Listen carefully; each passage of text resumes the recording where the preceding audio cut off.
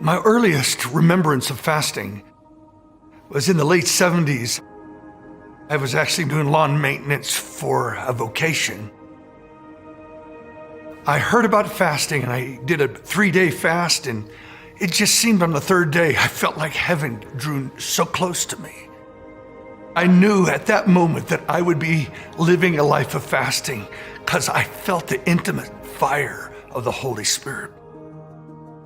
In the 80s, we got a burden for prophetic worship, that people get saved just during worship in our church.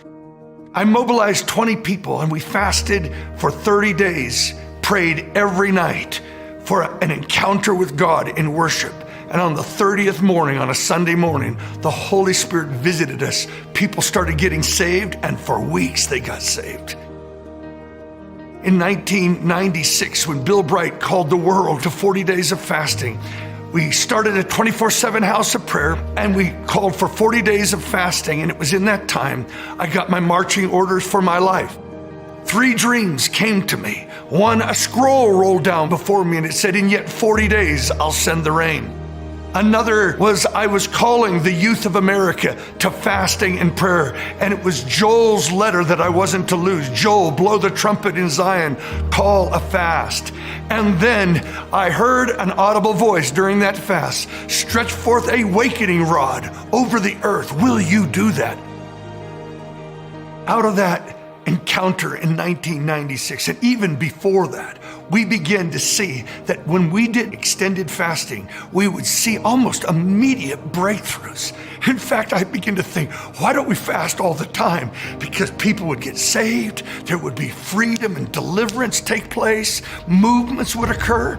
So in 1999, a man spoke to me about calling the globe to 40 days of fasting for the first 40 days into the new millennium for the harvest. It was at that time the Spirit of the Lord began to confirm that that was my calling. We called global fasting. We don't know how far and wide it went, but for 20 years we have been fasting and praying, and God spoke to me. Before there was ever an original Jesus movement, there was an original Jesus fast. Jesus fast preceded the great breakthrough of the first apostolic era.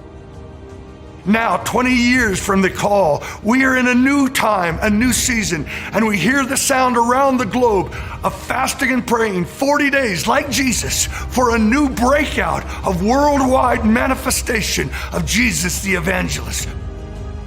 When Jesus said, "The Spirit of the Lord is upon me because the Lord has anointed me to preach the gospel, to free the captives," that actually took place right after a 40-day fast.